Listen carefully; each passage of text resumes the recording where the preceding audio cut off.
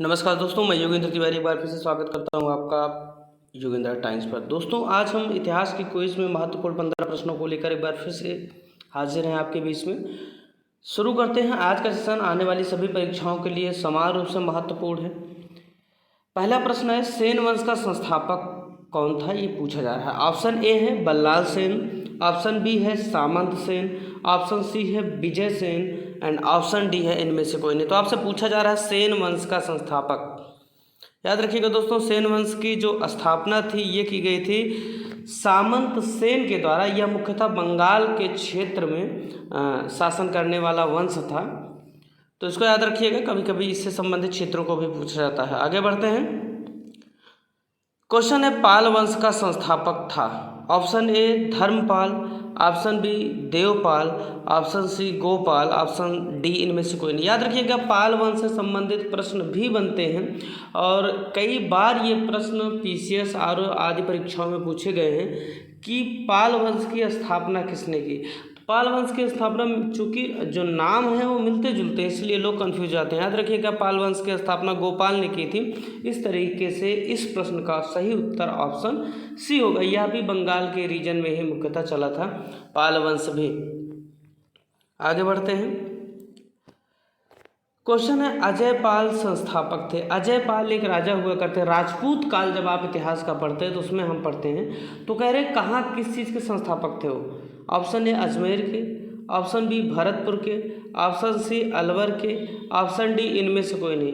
तो याद रखिएगा, आ से अजय पाल, आ से अजमेर, ये दो इन्होंने क्या किया था, अजमेर की स्थापना की थी। राजपूत काल के राजाओं में इनका वर्णन आता है। आगे बढ़ते हैं। क्वेश्चन है, किसने सोमपुर महाविहार का निर्माण करवाया था। Somapura Mahavihara, option A Harsha, option B Dharmapala, option C Vijay Sen, option D इनमें से कोई नहीं। तो सोमपुर महाविहार का निर्माण दोस्तों करवाया था धर्मपाल ने। इसको याद रखिएगा, सोमपुर महाविहार वर्तमान में बांग्लादेश में स्थित है। बौद्धों से संबंधित महत्वपूर्ण स्थल एवं सबसे बड़ा बौद्ध विहार है। इस बात को याद रखिएगा। बौद्ध विहार की अगर बात करेंगे तो याद रखिए, चैत्य और विहार दो स्थान होते हैं बौद्धों से संबंधित महत्वपूर्ण जो शब्द हैं, चैत्य और विहार। ये भी प्रश्नों में पूछा जाता है। तो विहार वह स्थान है जहाँ पे बौद्ध भिक्षु रुकते हैं, जबकि चैत्य पूजा स्थल है बौद्धों का। इसको याद रखिएगा, थोड़ा सा अंतर आप ध्यान में रखिएगा। आगे बढ़ते हैं। विक्रमशिला शिक्षा केंद्र के संस्थापक का नाम क्या है। Option A Devpal, option B Narendrapal, option C Dharmapal या ऑप्शन डी न्यायपाल। तो इस प्रश्न का उत्तर दोस्तों ऑप्शन सी होगा, धर्मपाल विक्रमशिला विश्वविद्यालय के संस्थापक थे। विक्रमशिला विश्वविद्यालय बिहार में स्थित है और नालंदा विश्वविद्यालय भी बिहार में स्थित है। तक्षशिला विश्वविद्यालय गांधार क्षेत्र में स्थित है, जो राजनीति का प्रसिद्ध केंद्र हुआ करता था। तो इसको याद रखिएगा। 3 महत्वपूर्ण विद्यालय हैं। विक्रमशिला विद्यालय की स्थापना, विश्वविद्यालय की स्थापना धर्मपाल द्वारा की गई। यादव सम्राटों की राजधानी कहाँ थी। Option A Kalyani, option B Warangal, option C Devagiri, option D इनमें से कोई नहीं। तो यादव सम्राटों की राजधानी दोस्तों ऑप्शन सी होगा, देवगिरी में स्थित थी। आगे बढ़ते हैं। क्वेश्चन है, एलोरा गुफाओं का निर्माण कराया था। किसने कराया था एलोरा की गुफाओं का निर्माण, आपको बताना है। ऑप्शन ए चोलों ने, ऑप्शन बी पल्लवों ने, ऑप्शन सी पालों ने, ऑप्शन डी राष्ट्रकूटों ने। तो याद रखिएगा, एलोरा की गुफाएं जो हैं इसका निर्माण राष्ट्रकूटों द्वारा करवाया गया था और वर्तमान में ये महाराष्ट्र में स्थित हैं। एलोरा, एलिफेंटा और अजंता तीनों कहाँ स्थित हैं, महाराष्ट्र में स्थित हैं। इसको याद रखिएगा। आगे बढ़ते हैं।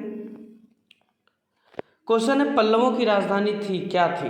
पल्लवों की राजधानी आपसे पूछी जा रही है। एक्चुअल में ये क्वेश्चन थोड़ा सा मिसप्रिंट है। राजधानी नहीं, उनकी भाषा के बारे में पूछा जा रहा है, दरबारी भाषा के बारे में।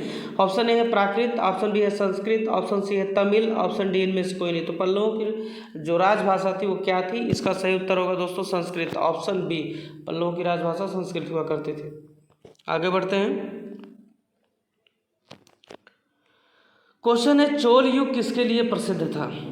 ऑप्शन ए ग्रामीण सभाएं, ऑप्शन बी लंका से व्यापार, ऑप्शन सी धार्मिक सभाएं, ऑप्शन डी इनमें से कोई नहीं। याद रखिएगा जो तीनों ऑप्शन है, तीनों घटनाएं महत्वपूर्ण है चोल वंश से संबंधित, परंतु जो सबसे ज़्यादा सटीक इसका उत्तर होगा वो ऑप्शन बी होगा। ग्रामीण अपनी संस्थाओं के लिए, उनकी मजबूती के लिए चोल साम्राज्य को जाना जाता है। इस बात को याद रखिएगा। राजेंद्र चोल जैसा, राजराज प्रथम जैसा यहाँ पे शासक हुआ जिसने श्रीलंका से भारत के संबंधों को, या यूँ कहें दक्षिण का जो हिस्सा है भारत का, उसके संबंधों को महत्वपूर्ण आयाम दिए। आगे बढ़ते हैं। क्वेश्चन है चोल साम्राज्य का संस्थापक है। Option A Aditya, option B Vijayalaya, option C Rajendra, option D Rajaraja. तो याद रखिएगा चोल साम्राज्य का संस्थापक विजयालय था। इस प्रश्न का उत्तर ऑप्शन बी होगा। क्वेश्चन है रुद्रांबा किस राजवंश की प्रसिद्ध महिला शासिका थी? Option A Yadav, option B Hoysala, option C Kakatiya, option D इनमें से कोई नहीं। तो ऐसे सीधे आप सबको लेकर रुद्रांबा किस वंश से संबंधित हो, तो इस प्रश्न का उत्तर दोस्तों ऑप्शन सी होगा। काकतीय राजवंश की प्रसिद्ध महिला शासिका हुई हैं रुद्रांबा। आगे बढ़ते हैं। क्वेश्चन है किसने इक्तेदारी प्रथा चलाई? ऑप्शन ए है तुगलक, ऑप्शन बी है इल्तुतमिश, ऑप्शन सी है फिरोज, ऑप्शन डी इनमें से कोई नहीं। याद रखिए इक्ता का आशय होता है इक्तेदारी प्रथा में पूरे साम्राज्य को छोटे छोटे भागों में बांट देना, जिससे शासन प्रशासन और टैक्स वसूलने में सहूलियतें हों। तो इस तरीके के प्रथा की शुरुआत जो की थी इल्तुतमिश ने की थी। इस प्रश्न का उत्तर ऑप्शन बी होगा। इल्तुतमिश ने की थी इक्तेदारी प्रथा की शुरुआत, और चालीसा दल का गठन भी इसने किया था। इसको भी याद रखिएगा। हालांकि चालीसा दल को समाप्त बलबन ने किया था। आगे बढ़ते हैं। क्वेश्चन है भारत में मुस्लिम राज का संस्थापक माना जाता है। ऑप्शन ए इल्तुतमिश को, ऑप्शन बी बाबर को, ऑप्शन सी मोहम्मद गोरी को, ऑप्शन डी अकबर को। तो याद रखिए कि मुस्लिम राज की जो शुरुआत हो रही है वो मोहम्मद गोरी के द्वारा की जा रही है। इस प्रश्न का उत्तर ऑप्शन सी होगा। इस बात को याद रखिएगा। इसी में ऐबक आते हैं इनके बाद, मुस्लिम गोरी का जो कि दास था मोहम्मद गोरी का। तो ऐबक आते हैं, ऐबक के बाद इल्तुतमिश आते हैं। इस तरीके से सिलसिला आगे बढ़ता है। बाद में कहीं जाके जो है बाबर आते हैं जो मुगल साम्राज्य की स्थापना करते हैं। आगे बढ़ते हैं दोस्तों।